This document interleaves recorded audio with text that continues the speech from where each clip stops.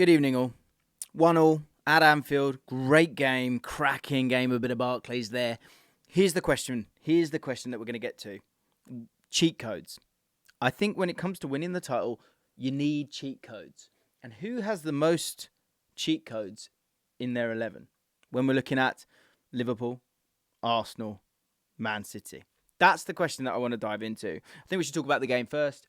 I thought it was fantastic. Two teams properly going at it. I thought Arsenal were very switched on in how they played. And the reason I kind of got to this thought process of talking about cheat codes is that it felt like watching this game that there were two teams there that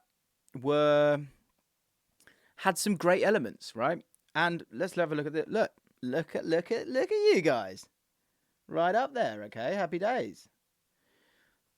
40 points, 39 points, 6 points clear of Man City. Obviously, Man City have that game in hand, so really, let's call it 3 points if we're being, sensible. But I watched that game, and the thing that I kept coming back to was this idea that, it's just not there's not an even keel to the teams here.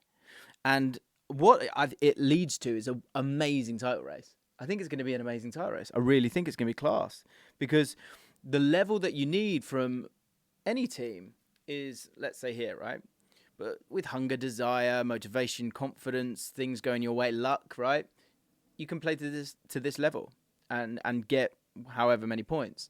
You can have more quality than the opposition. We see that every single week in every league. But if you're not at it, if you're not feeling it, if you get a couple of injuries, if the hunger's not there, then you can drop down a little bit. And I think if we're looking at the title race right now, you could theorize that that's what's happening with Man City right now. Of course, Aston Villa are part of all of this as well. And I think that's another thing that we could talk about in terms of, at home playing Sheffield United, as the tension got to them a little bit already. Who knows, right? Were they unfortunate? Who knows? Was it just one of those days? Who knows? But all those things create this just wonderful concoction and history as well. And I just found myself watching that game and thinking, when I look at those lineups, there's just some players there that are cheat codes. And I think what you need is, you always need cheat codes. But who's got the most? Let's talk about, I have to just talk about the Odegaard handball, because I do have an element of confusion here. And I think we all have an element of confusion at the end of this game in terms of going, have we learned anything really? I think what we've learned is that both teams are really, really, really good outfits. Is it the best Liverpool side we've ever seen? No, absolutely not. Has it got enough components to carry it to that place and get themselves a title? Yeah, I think it really does. And I think what's really important here is the bench. And the bench didn't really work today for Liverpool, but generally this season, that has been the X factor for Liverpool, the ability to utterly change a formation and a style of playing to a point. Obviously, similar principles, but, being able to change it up massively with, bringing in a Gravenberch or bringing in a Harvey Elliott makes it super different. But the game saw an Arsenal team that, again, it's not the Invincibles, and they are missing elements. So if we go through the teams, I think this is where you'll understand what I'm saying. And what I want to know in the comments is, who are the cheat codes? We'll come back to Man City. Let's start off with the home side. Let's start off with Liverpool. Because I think in terms of those cheat codes, Trent, certainly, in possession and how he's getting involved in more central areas. The pass is a joke. It's gorgeous. It's effortless. And that's why you want him in those areas. That's why you want him in there. He has that X factor. And that phrase of cheat code I thought was really interesting because I was seeing it all over Twitter.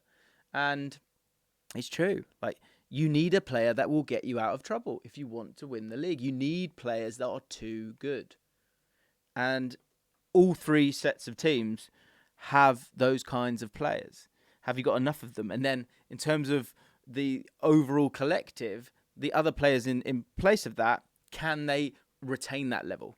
And that's, again, when I think about the game itself, I felt like there was moments where there was little elements missing. Like Jesus, was he wasn't totally at it, or players coming off the bench, and someone like Nketiah, who, has one good touch, then one bad touch. Trossard, really talented player, but on the left wing, maybe lacks that little bit of pace. Martinelli, not having the best game this week.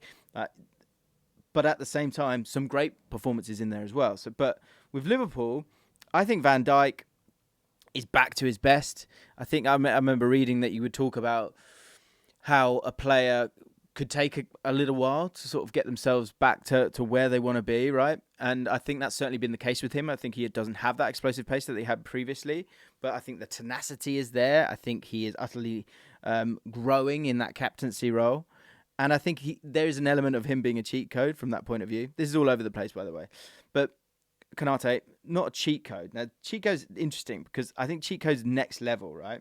So I would put Van Dijk in that bracket. I would put Alexander-Arnold in that bracket. Goalkeepers is an interesting one. We'll come back to goalkeepers. But for me, utter cheat codes that will get you out of trouble time and again, I think there's only 3. I think it's Van Dijk. I think it's Alexander-Arnold. I think it's Salah. Because again, I was writing down here on the old JLA notebook, and what I was writing down was the sort of spine of the team. Because I think, look, football's moved on from maybe just a spine, but I think a spine is still integral. And when I work through that spine, if we take this off for a second, I have question marks. I do. I have question marks on what could be when it comes to these teams. Because Endo, not totally feeling it. Szoboszlai has been fantastic. And as a 3, they look great together. But is he a cheat code? Is he De Bruyne level? Is he Odegaard level? Is Odegaard De Bruyne level? And is De Bruyne ever going to be fit? These are all questions that will lead to us having a bloody great title race. Let's talk about Arsenal. Let's have a look at Arsenal. Because the same thing just revealed itself to me in this game, personally. Get in the comments, tell me if I'm right or if I'm wrong. Saka, is he a cheat code? I think he's close. See if we can get him. Go on. There we go. Saliba, I think he's at that level, right? I think he's a cheat code at this point. And I think Declan Rice is a cheat code. We've got a video on the channel talking about how much of a monster this guy is. Martinelli at his best. But you could say Szoboszlai at his best. But in terms of week in, week out, don't worry about him. He could get us out of a jam. I think Odegaard is very close to that. Very, very close to that. But is he there just yet? I think it's up for grabs. Another one for the comments. I don't think I can utterly, totally, completely rely on him. And can we talk about the handball? Let's talk about the handball. Because it's handball, right? I'm so confused by it. Handball is such a mess at this stage. An utter mess. Arsenal need that little bit of luck, and you ride your luck sometimes away from home. You need to get yourself a draw. I think both teams are okay with this result. I think Liverpool with the game in midweek, and then they have to play this one. It makes life different and difficult. And Odegaard, he's so fortunate. Because if we're talking about a natural position, he's not in a natural position. He's moving towards the ball. I get it, he's falling over. And I'm sure there's an example out there. I'm sure you'll let me know. It just screams penalty for me. Absolutely screams penalty for me. But they got away with it and they hung in there. But again, look at that team. Are there liabilities in there? I think they're, massively missing someone like Tomiyasu to be able to come in for those big games where you just need to make sure that you're okay.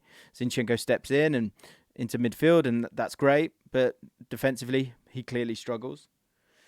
Timber obviously is a miss there as well, and that's where injuries come and play a part within all of this. I think Havertz is starting to find his feet. I do. I think he's starting to find his feet a little bit, Havertz. But again, certainly not a wild card.